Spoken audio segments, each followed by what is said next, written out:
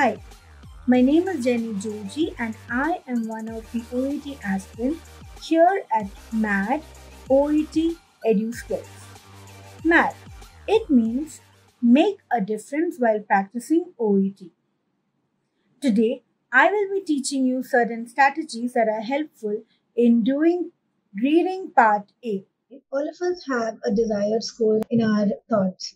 Either it's a A or it's a B. No one wants a score which is less than B. So in order to get a good score, that's a A or a B score, we need to get our scores right. So part A in reading is the best way to get your scores high. So basically when we look at part A in reading, we know that we have 15 minutes. But even though if we have 15 minutes, we are not allowed to use that 15 minutes. Why? Because using 15 minutes may end us into a situation where we do not have time left to get anything right. Maybe we might be confused, or it might be a situation of complete anxiety. So right now, while we are practicing, let's train ourselves to 10 minutes or 12 minutes while we are doing part A so that we can beat that anxiety during the examination. So we can train ourselves to be well equipped with the time. So basically, what is reading? Why do we read? There are two reasons for why we read. One is either to look for something, to look for an information, or to look for an answer, or to understand something. So in OET, we use reading to look for something. Rather than to understand something, we use OET to look for something, to look for an answer. So basically, how do we look for an answer in OET reading? There is something called as skimming and scanning. So what is a skimming and scanning? Skimming means you are trying to read the entire passage to get a general idea. And scanning means you're trying to read the entire thing quickly. So apart from general idea, what else do we skim and scan? We can scan things that catches our attention very easily, like heading and its subheading, numbers, percentage, abbreviation, time, date, cause and effect, synonyms, comparison and contrast, adjective, types, and chronology. So these are the things that we can just scan, skim and scan in a fraction of seconds, and we can move on to the next passage. So there are 4 texts given to us in reading part A. And we know that it is related to some disease condition, and we are already aware of the medical terms because all of us are from a medical background. So there are mainly 4 texts that we need to focus on, or 4 ideas, major ideas, which we need to focus on. The first one is definition or description. The second one is diagnosis, clinical assessment, medication, and prevention and management. So whatever ideas we are skimming and scanning, we need to divide these information under these 4 criteria. So you need to think whether the information that you have read comes under definition, under diagnosis, under medication, or prevention. Now, when we look at this text, we know that this text is talking about glandular fever. So we have the heading glandular fever. We know that this is text 1. So we know that this text is talking something about the description. Now we have text 2. In text 2, we can read the subheading diagnosing glandular fever. So here we know that this text is talking something about diagnosing the glandular fever. So there will be signs and symptoms present here, and anything related to signs and symptoms will be there in this text. The third text talks about treating glandular fever. So here we know that there are some medications, there are some treatments which are given for glandular fever. And the fourth text, it talks about preventing glandular fever. So how to prevent a glandular fever is told in text 4. So when we move ahead, we have questions 1 to 7. So in question 1 to 7, the first question is stating that we need to find out that this information comes from which text. So whether it's from text A, B, C, or D. So the first one is the signs that someone might have glandular fever. So we know that signs is related to the signs and symptoms paragraph, which is in text B. So you go back to the text 2, that is the text B part. Here you see the signs and symptoms. You come back and you can give your answer as a B here. The second question is unexpected difficulties that might arise from having glandular fever. So in this question, it asks about difficulties, unexpected difficulties, which can be related to the warning signs or a complication.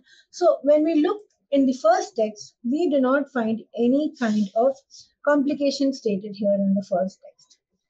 In text 2, we are not able to find any complications here because here it's talking about the signs and symptoms. When we come to the third paragraph, it's talking about medication and treatment. So here, if you look around here, you see some information about streptococcal bacteria. You come for the main treatment. Then you come down and you see something called as possible complications, which includes myocarditis, pericarditis, meningitis. So now you know that this is a complication that they are asking in this particular question. So we know that our answer here is in text C. So the same way, we can find out the keywords. We can identify the keywords and then go back to the text and we can relate our answers with the text. So when we do skimming and scamming, we get an overall idea about what things are there in which paragraph. Then when we come back to the questions, we know that this particular question's answer is there in which paragraph or which text. So without wasting any time, we can go to that paragraph itself and find out the answer. So finding out the keywords and then going and finding out the answer is one of the best way or the strategy in finding the correct and apt answer without wasting much time. Now, going on to the next section of questions, that from questions 8 to 14. Now, when you come to this text, the question number 8, it says, so here the question says, answer each of the sentences from 8 to 14 with a word or a short phrase. So here we can use a word or a short phrase. So here it is, what does EBV stand for? So here we have already skimmed and scanned this because this was an abbreviation. So we know that this comes in the first paragraph, that is text A. So we go back to the first paragraph and we can see here that the full form, that is EBV, is the Epstein-Barr virus. So we can come back to our question and we can write our answer that what does EBV stand for? Coming to the next question, that is a 9th question. Here it's stating that which lymph gland are most likely to be swollen if a person has glandular fever. So here you know that you have to look for a part of the body. Not a name, not a number, you need a part of the body. So you know that it's talking something about lymph gland, it's talking something about swelling here. So you know where you have to go to the diagnosis part. Here you can see very clearly that swollen lymph nodes, usually in the neck. So you know that your answer is in text 2 and the answer is the neck. So you come back to your question and you can write your answer here as neck. So you got your answer as neck. The same way you come to questions 15 to 20. So in your questions 15 to 20, a person with glandular fever experiences debilitating. So here you can understand that it's talking something about the condition is going very weak. Okay, some experiences related to a person. So here you know that you have to find something from the symptoms paragraph. So you go back to the symptoms paragraph and you scan for it. You scan for the word debilitating or a synonym related to debilitating. And here you can get debilitating, tiredness, and fatigue. So here we got the answer for our question, which is debilitating, tiredness, and fatigue. So you can write here timeliness and. So the same way, you need to find out the keyword. Once you find out the keyword, you will understand that particular question's answer is in which paragraph. So you directly go to that paragraph and you get the answer. So by this, by finding out the keywords, it will help you to manage your time and it will help you to get the answers correctly. You can take one keyword. You can even choose two keywords from your question also. So you can either take one keyword or two keyword, but it's always important to identify keywords and then go to the passage and get your answer. Now, the 18th one, okay, so this is how you need to go around with all these kind of questions. Now, here the EB virus will have affected dash of people by the time they reach adulthood. So here we know that the EB virus will have infected dash of people. So when we are reading this of people, it means that you will get an answer related to a number there. So if you go to the first paragraph, it's shown very clearly that here it is written that EBV is a virus in the herpes group and it infects 90 to 95% of people by adulthood. So here you got the answer, 90 to 95% of people. Okay. Now, the 18th one, staying away from work or school is dash to stop spreading glandular fever. So here, when you see this question, these types of question gives you a negative meaning. Now, how does it happen? How do you understand whether that question is giving you a negative meaning? I'll explain you. In the 18th question, it's written staying away. So staying away means something that you should be away from. You're not allowed to do that particular thing. So staying away means it is giving you a stop there. You don't have to do that thing. So it's giving you a break there, a no there. Okay. So you know that your answer will be something related to a no. Staying away from school or staying away from work or school is dash to stop spreading glandular fever. So this we can see in preventive measures. So here, taking time off work or school is not necessary to prevent the spread of virus.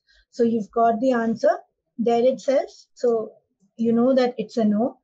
You know that you're going to get a negative answer and it's a no. So here you will be having your answer. Staying away from work or school is not necessary to stop spreading glandular fever. Again, there is a negative question here in question number 19. So there is dash to stop people getting glandular fever. So how do you understand it's that this question has a negative meaning? So here, how do you get the hint that this question has a negative meaning? There is dash to stop. So here you have got there is dash to stop. So to stop means there is a no to something that you are doing. So you know that there is a negative meaning hidden in this particular sentence. So let's go back to the prevention because it comes under prevention. So there is no vaccine to prevent glandular fever. So you've got your answer, right? So this is there is no vaccine to stop people from getting glandular fever. Now, the last one. Getting plenty of dash and dash are the best ways to manage glandular fever. So here you have getting. So when it comes to getting, means this is something you have to do. You have to do. You need that thing because they are saying that these two things are the best ways to manage glandular fever. So here, manage means to treat a particular disease condition or a particular condition. So you know that here in the third paragraph, the third text, they're talking something about the treatment. So the main treatment includes getting plenty of rest and drinking lots of fluids. So we have got our answer here. We've got an answer for the next question. That is the 20th question, that getting plenty of Rest and drinking lots of water are the best ways to manage glandular fever. So this is how finding out so all these things what we deal just now was nothing else but rather we are finding out to crack this particular section A with the help of keyword, and with the help of keyword we are trying to locate the answer in the particular paragraph, and this will help us in managing our time and to get a general idea of what we are looking for. Once again, in OET reading, we do not have to understand what they're trying to tell, but we need to look for answer. First, we have a general idea of the section. Then we go to the questions, we find out the keywords. So we have already had the general idea. So with the help of that general idea, we go to the questions, we underline the keywords. Keywords, it's not just one keyword. Maybe there are, you need to have 2 to 3 keywords also. But you go, you find out the keywords, you come back to the text, you get the answer, and you go and write it. So it's as simple as ever. If you try this kind of strategy with a normal time limit, it will help you to crack your OET. I used to get hardly 6, 7 in the reading part of A, but now, God's grace, after all the sessions given by a teacher here on this platform, I'm able to get 19 out of 20, 20 out of 20. So it's like, while you're practicing it, practice with your time limit, that is 12 minutes, 10 to 12 minutes. Then if you're getting a wrong answer, go back to that particular text, find out where the answer is, and then come back to the next session. So I hope that this small piece of information is helpful.